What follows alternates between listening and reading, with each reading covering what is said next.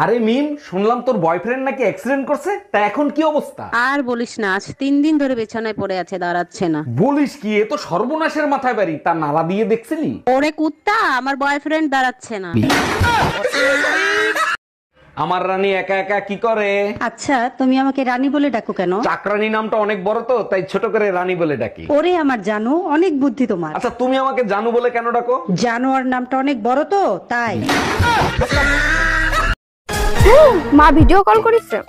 Hello মা, কেমন আছো? ভালো আছি। এই এদিকে আসো, এদিকে আসো।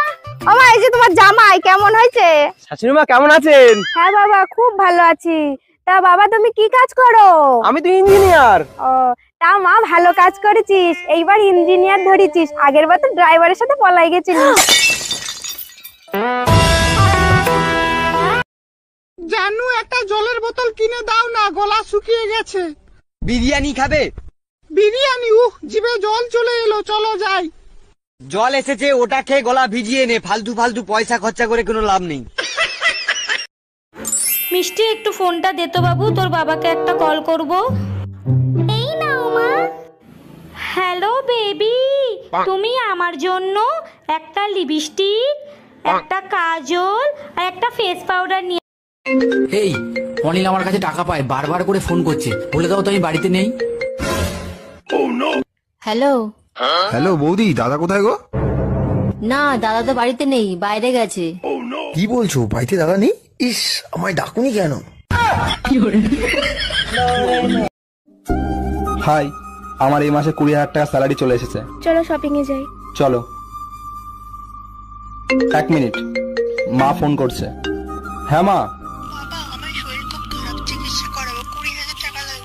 এই বলছি যে মায়ের 20,000 টাকা লাগবে। কোনো দরকার নেই। মা বললো মা প্রচন্ড অসুস্থ, চিকিৎসা করাবে। হ্যাঁ মা, আমার কাছে কোনো টাকা নেই। সরকারি হাসপাতালে যেতে বলো। সরি শাশুড়ি মা, সরকারি হসপিটালে গিয়ে চিকিৎসা করান। কি? আমার মা? ইয়েস, তোমার মা। হ্যালো মা, তুমি টেনশন করো না, আমি এখনই টাকা নিয়ে আসছি। বাহ, তোর মা মা আর আমার মা সরকারি মা। বাহ।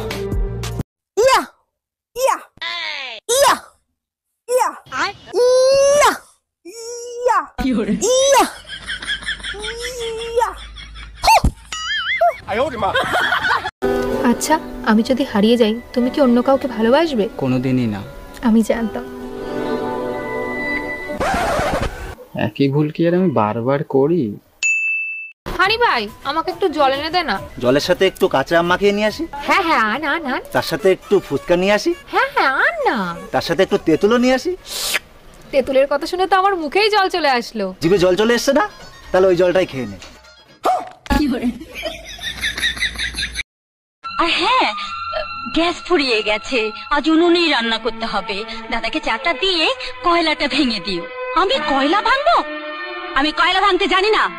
সে কি, লোকে সংসার ভাঙতে জানো আর কয়লা ভাঙতে জানো না? কি এত? বৌদি বৌদি। হ্যাঁ ঠাকুর। দাদা বাড়িতে নেই? না না, তোমার দাদা বাড়িতে নেই, বসো।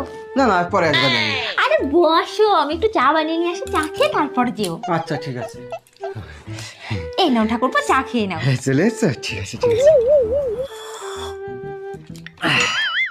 চা তো ঠিকই আছে, দুধটা একটু কম কম মনে হচ্ছে না? ও, দুধ কম মনে হচ্ছে? তাতে কি হয়েছে, বার করে নাও না।